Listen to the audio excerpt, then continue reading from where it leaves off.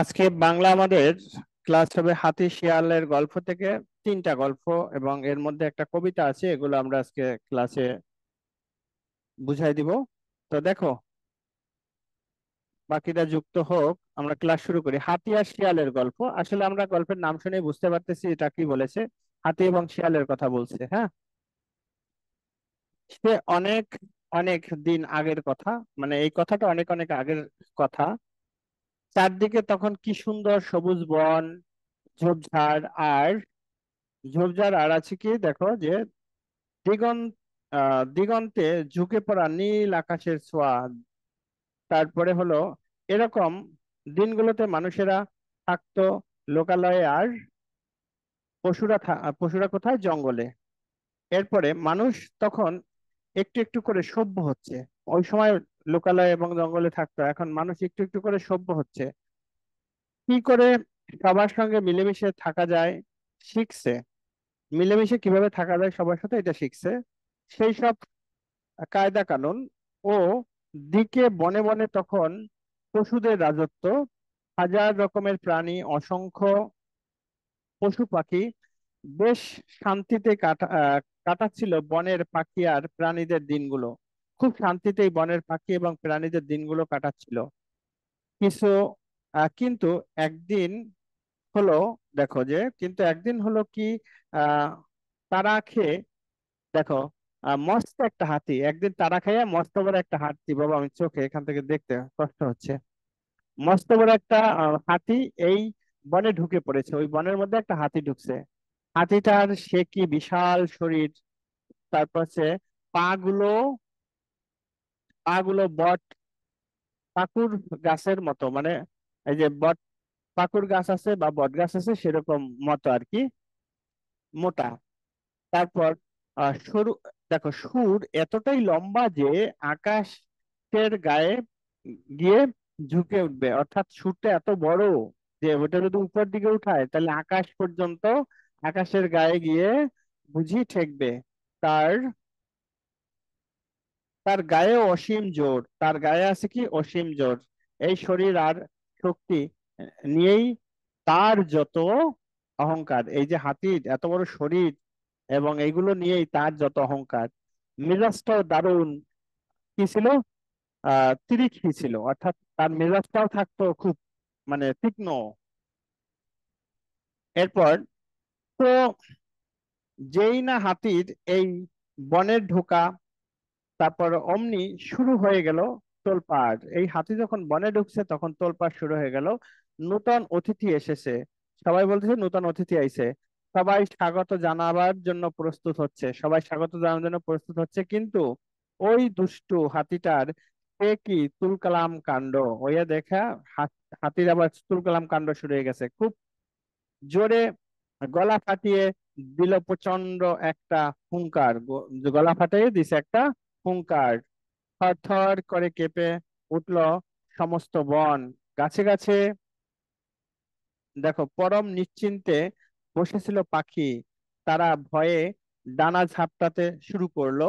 মাটির তলায় লুকিয়ে ছিল যে ইঁদুর, তারপর হচ্ছে গুবরে আহ গুবরে পোকার দল। তারা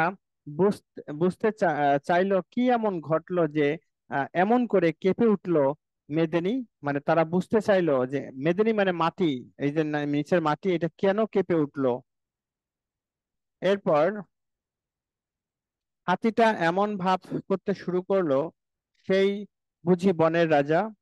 তারপর হচ্ছে গুরু গম্ভীর, আহ ভারিক্কি চালের কেশর, দোলনা অতিম শক্তিধর সিংহ, সেও হাতিটার কাছে আসতে ভয় পায়। তারপর হালুম, বাঘ মামা, বাঘ মামাকে হালুম দিল, সেও হাতিটার ধারে কাছে ঘেঁষতে চায় না। বনের সবাই ভয়ে, মানে কি হচ্ছে, তস্থ বা শঙ্কিত, মানে সবাই বনের মানে খুব শঙ্কিত হচ্ছে। কখন জানি কি হয়, সবাই ভয়ে আছে, কখন যেন কি হয়। হ্যাঁ, তারপর হচ্ছে একবার তো কি, বাবা একটু দাঁড়াও,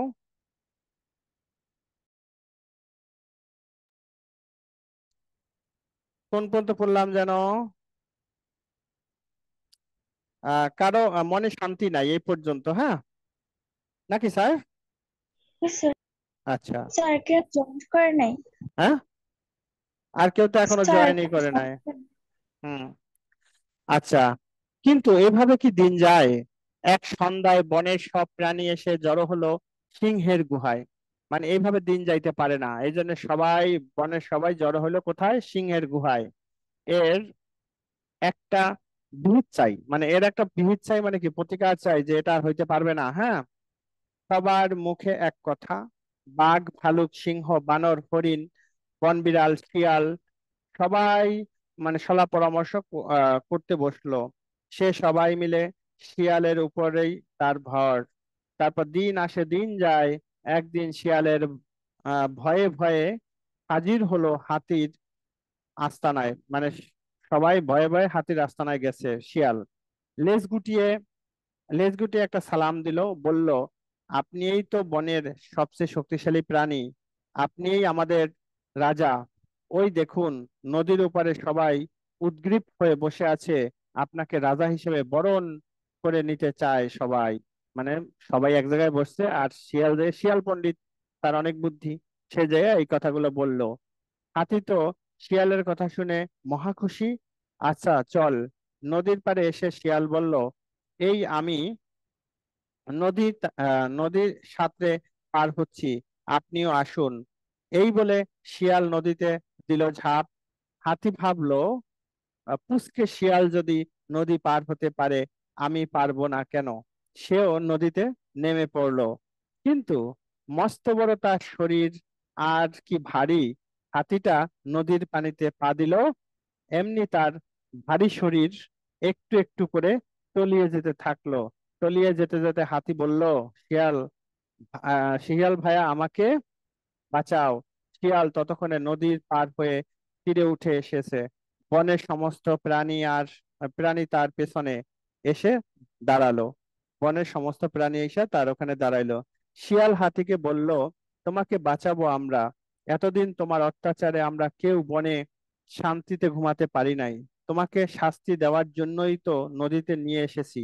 বনের যত প্রাণী ছিল সবাই শিয়ালের কথার প্রতিধ্বনি কি প্রতিধ্বনি করে সমন্বয় করে বলে উঠলো, ঠিক বলেছো শিয়াল ভাইয়া, আর দেখবো না হাতির ছায়া।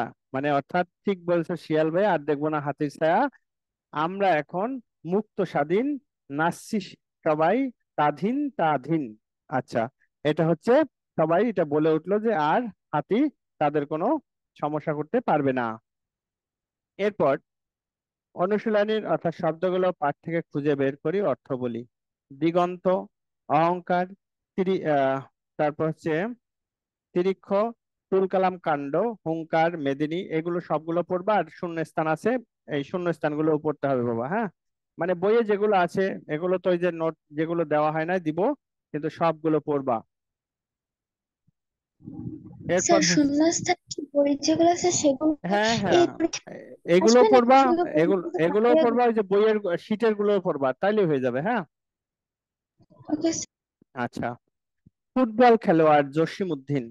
ফুটবল খেলোয়াড় জসিম উদ্দিন, একটু দাঁড়াও বাবা।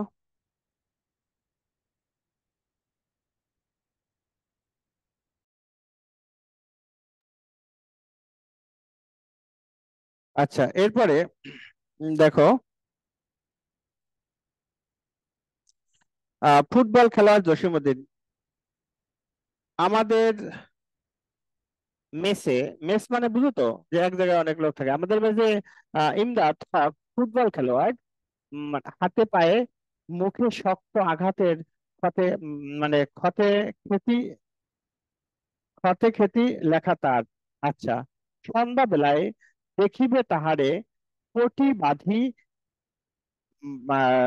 পায়ে হাতে, অর্থাৎ তার পটি এবং পটি মানে কাপড় দিয়ে এরকম বাঁধে পায়ে এবং হাতে, হ্যাঁ, পায়ে হাতে। তারপর হচ্ছে মালিশ মাখিছে প্রতি গিটে গিটে হাত, মানে কাত হয়ে বিছানাতে।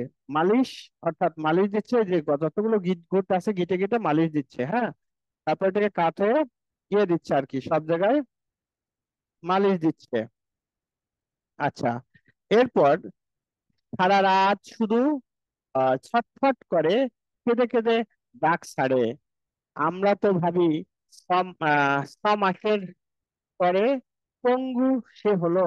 হায়, মানে 6 মাসের জন্য সে পঙ্গু হয়ে গেছে, এটা তারা ভাবতিছে।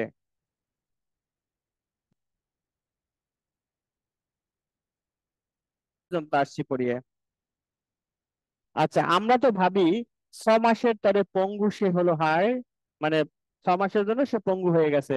ফুটবল টিমে বল লয়ে, মানে কভু দেখিতে পাবো না তাই, মানে এই ফুটবল টিমে বল লইয়া তাকে আর আমরা দেখতে পারবো না।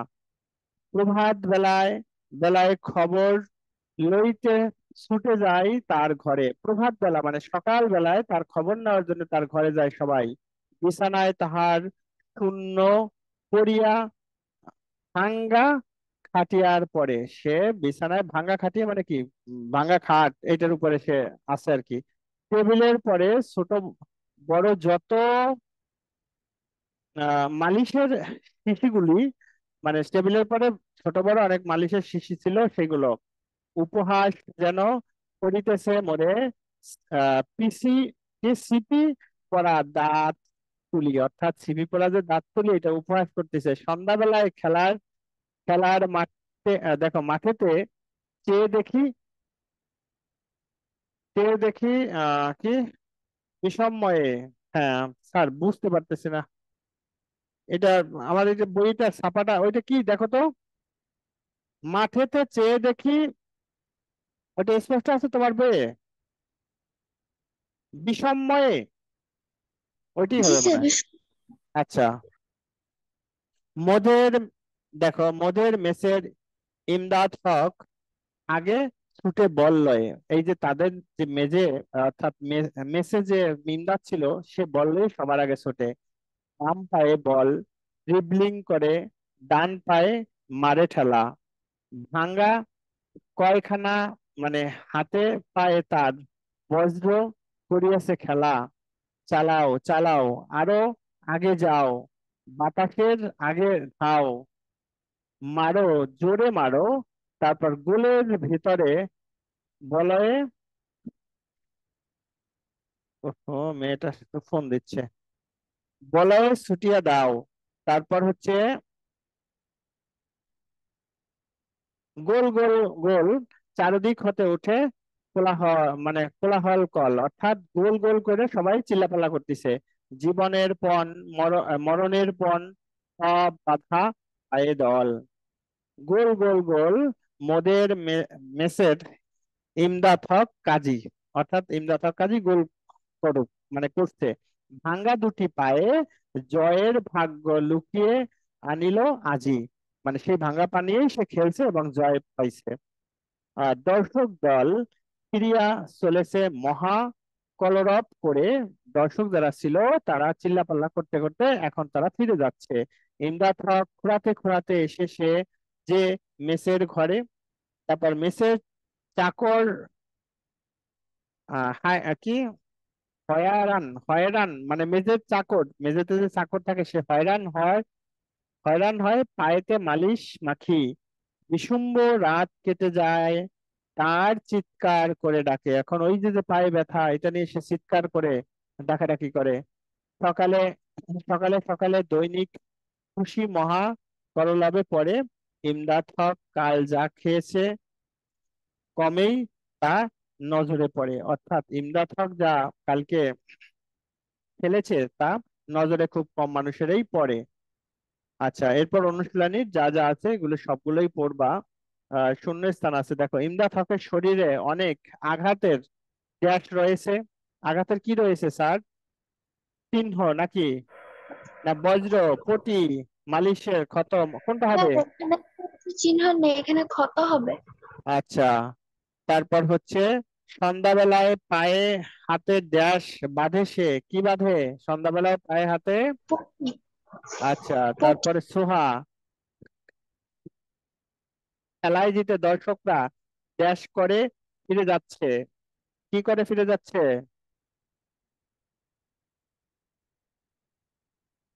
স্যার কি করে? মহাকলরব। হুম। আচ্ছা বাবা, দেখো তো তোমাদের ফেসবুক গ্রুপের লিঙ্কটা দেওয়া আছে না?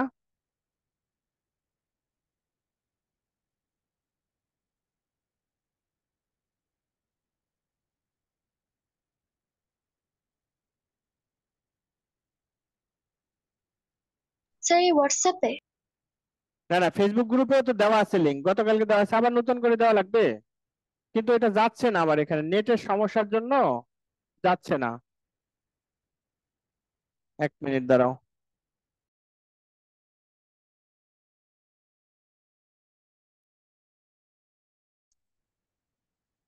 আচ্ছা দেখো বুসরা, ওকে স্যার বলেন। আহ খেলায় জিতে দর্শকরা ড্যাশ করে ফিরে ফিরে যাচ্ছে। এটা স্যার আমাকে জিজ্ঞেস আচ্ছা, তারপরে সোহা, টেবিলের উপর ড্যাশ শিশুগুলো রাখা আছে। মালিশে। আচ্ছা, তারপর আরাধ্যা, উমা নাম্বার, পড়ার ড্যাশ পড়ার শব্দে শিশুগুলোর। এটা বুঝতেছিলাম তো স্যার, এটা কত অধ্যায়? এটা হলো তোমার ওই ফুটবল খেলোয়াড়। আহ, এক মিনিট স্যার দাঁড়ান। তা তুমি, আমি তো আসলে লিঙ্কটা দিতে পারি, নেটের সমস্যা, একটা মেসেজ ছিল, তা উপরে যে আগের লিঙ্কে যুক্ত হইলেই তো হয়ে যেত। বুঝতে পারি। ও আচ্ছা,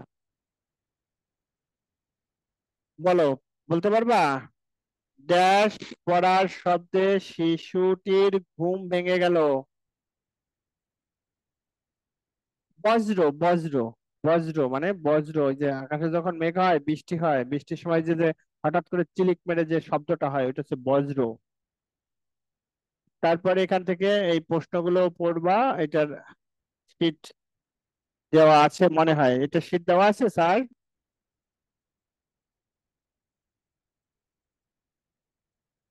এরপর দেখো, নিজের রক্তে স্বাধীন এ দেশ।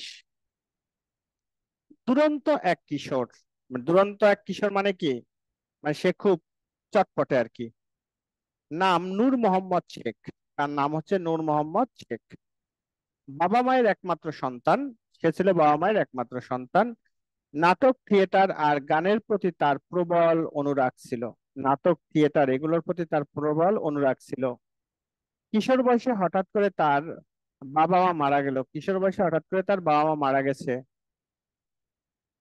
বদলে গেল তার জীবন। যোগ দিলেন আইপিআর-এ, অর্থাৎ ইস্ট পাকিস্তান রাইফেলসে। অর্থাৎ তখন সে কি করছে, ইস্ট পাকিস্তান রাইফেলসে সে যোগ দিছে। সময়টা 1971 সালে 5ই সেপ্টেম্বর। সে কত সালে, অর্থাৎ 1971 5ই সেপ্টেম্বর সে যোগ দিছে। যশোরে পাকিস্তানি ছুটিপুর ক্যাম্প। যশোরে ছিল পাকিস্তানি একটা ছুটিপুর ক্যাম্প। একটু দূরে গোয়ালহাটি গ্রামে টহল দিচ্ছিলেন 5 মুক্তিযোদ্ধা। এদেরই নেতৃত্বে ছিলেন ল্যান্স নায়েক নূর মোহাম্মদ শেখ। তাদের নেতৃত্বে ছিল ল্যান্স নায়েক নূর মোহাম্মদ শেখ। পাকিস্তানি সেনারা টের পেয়ে যায় মুক্তিযোদ্ধাদের অবস্থান। পাকিস্তানি সেনারা তখন মুক্তিযুদ্ধের অবস্থান টের পেয়ে গেছে। রাজাকারদের সহায়তায় 3 দিন ধরে 3 দিক থেকে পাকিস্তানি সেনারা তাদের ঘিরে ফেলে। রাজাকারদের সহায়তায়, রাজাকার মানে যারা এই যে মুক্তিযোদ্ধারা কোন জায়গায় আছে, তাদের সেই খোঁজ খবর যারা দিত, তাদেরকে বলা হয় রাজাকার। হ্যাঁ, আহ 3 দিক থেকে তাদের ঘিরে ফেলেছিল। আচ্ছা, এরপরে কিন্তু মুক্তিযোদ্ধারা দম, দেখো যে দমাবার পাত্র নয়, মানে থাইমা যাওয়ার পাত্র না মুক্তিযোদ্ধারা। এই দলেই ছিলেন অসীম সাহসী মুক্তিযোদ্ধা, অসীম সাহসী নান্নু মিয়া। অর্থাৎ অসীম সাহসী একজন মুক্তিযোদ্ধা ছিল যার নাম ছিল নান্নু মিয়া। হ্যাঁ, কিন্তু প্রতিপক্ষের একটা গুলি হঠাৎ এসে লাগলো তার পায়ে, লাগলো তার গায়ে। নূর মোহাম্মদ তাকে এক হাত দিয়ে কাঁধে তুলে নিলেন আর অন্য হাত দিয়ে গুলি চালাতে থাকলেন। কৌশল হিসেবে বারবার নিজেদের অবস্থান পরিবর্তন করতে থাকলেন তিনি কৌশল হিসেবে, মানে ওই যে খবর পেয়েছে এখানে আছে, এই জন্য তারা কি কৌশল হিসেবে ওই স্থান পরিবর্তন করা শুরু করেছে। উদ্দেশ্য একজন একজন নন, অনেক মুক্তিযোদ্ধা দেখো যুদ্ধ করেছেন শত্রুদের এরকম একটা আহ, দেখো ধারণা দেওয়া, অর্থাৎ অনেক মুক্তিযোদ্ধা কি করছে, শত্রুদের এরকম একটা অনেক ধারণা দিছে। সংখ্যায় কম বলে সহযোদ্ধাদের নির্দেশ দিলেন পিছিয়ে গিয়ে অবস্থান নিতে। সংখ্যায় ওরা মুক্তিযোদ্ধারা খুব কম, এই জন্য সামনে আগাইছিল, বলছে যে তোমরা এখন পিছনের দিকে আসো। কিন্তু হঠাৎ মটারের একটা গোলা এসে লাগলো তার পায়ে। গোলার আঘাতে চূর্ণ বিচূর্ণ হয়ে গেল তার পা। তিনি বুঝতে পারলেন মৃত্যু আসন্ন। যতক্ষণ যতক্ষণ সম্ভব গুলি চালাতে চালাতে তিনি শহীদ হলেন। নিজের জীবনকে তুচ্ছ করে নূর মোহাম্মদ শেখ এভাবেই রক্ষা করেছিলেন মুক্তিযোদ্ধাদের জীবন। সাহসী এই বীরশ্রেষ্ঠ মুক্তিযোদ্ধার জন্ম 1936 সালের 26শে ফেব্রুয়ারি নড়াইলের মহিষখোলা গ্রামে।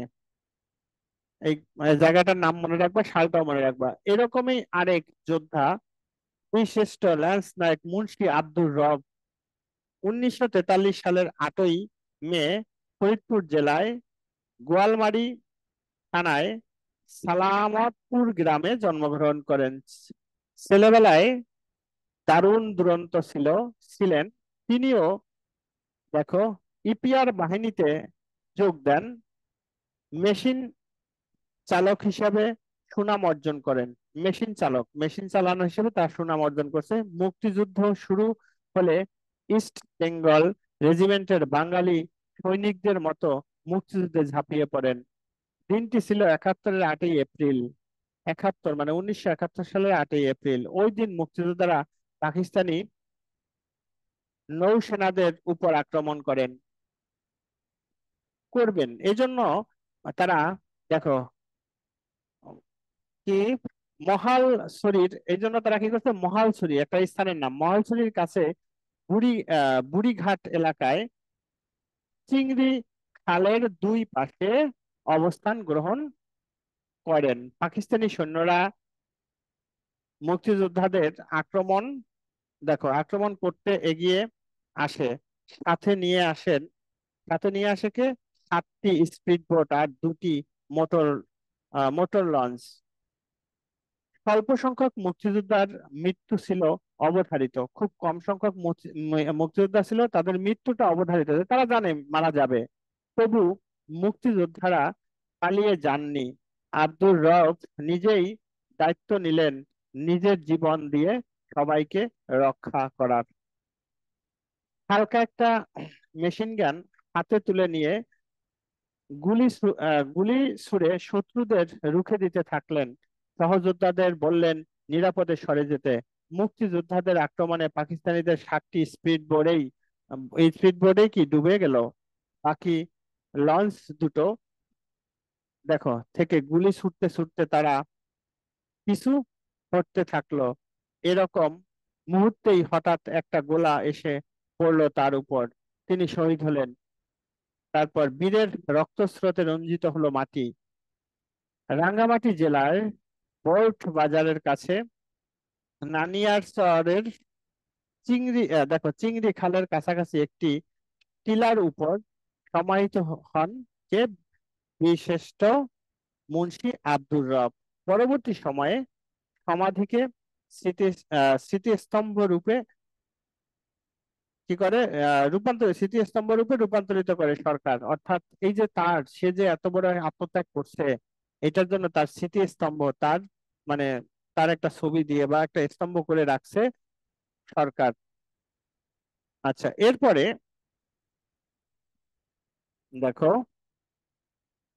71-এ পাকিস্তান সেনাবাহিনীর বিরুদ্ধে কত ভাবেই না যুদ্ধ মানে করতে হয়েছিল আমাদের। এই যুদ্ধে জয়ী বাহিনী হিসাবে দেখো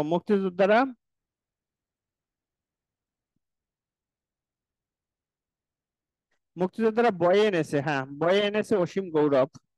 সরি বাবা, এরকমই হোক, দেখো এরকমই হোক যুদ্ধে শহীদ হন বীর শ্রেষ্ঠ নূর মোহাম্মদ রুহুল আমিন মারা গেছে ডিসেম্বরের 10 তারিখ। মুক্তিযুদ্ধের শেষ প্রান্তে আমরা, অর্থাৎ মুক্তিযুদ্ধ প্রায় শেষ হয়ে যাবে, মুক্তিযোদ্ধাদের নৌজাহাজ বিএনএস পলাশ এবং বিএনএস পদ্মা মংলা বন্দর দখল করে নিয়েছে।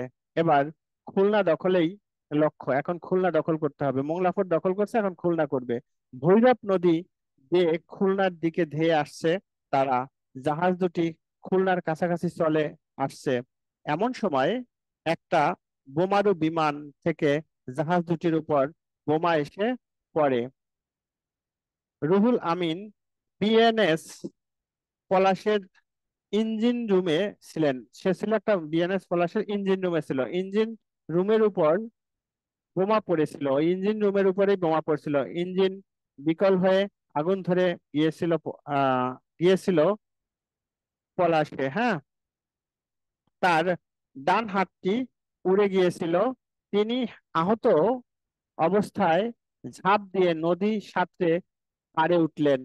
বোমার আঘাত থেকে তিনি রক্ষা পেলেন, কিন্তু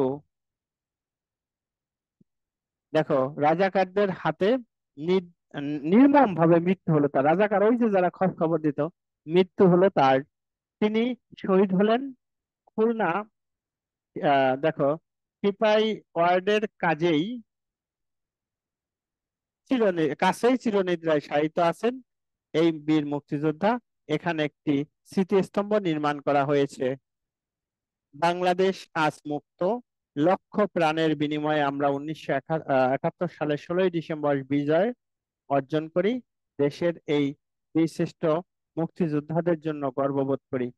মুক্তিযোদ্ধাদের জন্য কি করবো? আমরা গর্ববোধ করব। এই যে এখানে শূন্য স্থান আছে, দেখো আহ শূন্য স্থান আছে কি দেখো। ল্যান্স নায়ক নূর মোহাম্মদ শেখের দলে ছিলেন অসীম সাহসী মুক্তিযোদ্ধা ড্যাশ। কে ছিল মুক্তিযোদ্ধা? Anuya. মিয়া। আচ্ছা, তারপরে হচ্ছে কে বলছিল এটা? আরাধ্যা? স্যার আমি, হ্যাঁ স্যার। আরাধ্যা, আচ্ছা বুসরা এবার। নিজের জীবনকে তুচ্ছ করে ড্যাশ সেদিন এভাবেই রক্ষা করেছিলেন মুক্তিযোদ্ধাদের জীবন। কার জীবন তুচ্ছ করে? What's আচ্ছা, কে? নূর মোহাম্মদ শেখ। আচ্ছা, এরপর হচ্ছে সোহা। ল্যান্স নায়েক মুন্সি আব্দুর রফ ড্যাশ সালের ড্যাশ মে ফরিদপুর জেলায় বোয়ালমারী থানার সালামতপুর গ্রামে জন্মগ্রহণ করেন? বলো সোহা। 1943 সালের 8ই মে। আচ্ছা, এরপরে আরাধ্যা। খুলনা ড্যাশ কাছেই চিরনিদ্রায় শায়িত আছেন বীরশ্রেষ্ঠ ড্যাশ। কে আছে? হুম? স্যার সিপিআই দের না? হ্যাঁ হ্যাঁ, শিপইয়ার্ডের। আচ্ছা, এরপরে যে প্রশ্নগুলো আছে এগুলো পড়বা এখন। এই যে যে ছয়টা, আজকে 3টা হলো, এর আগে 6টা হয়েছে, এই 6টার ভিতরে তোমাদের নোট কোনটা কোনটা দেওয়া হয় নাই, যারা পুরানো ক্লাস করো তারা আমাকে একটু জানাইও, আমি নোটটা দিয়ে দিব।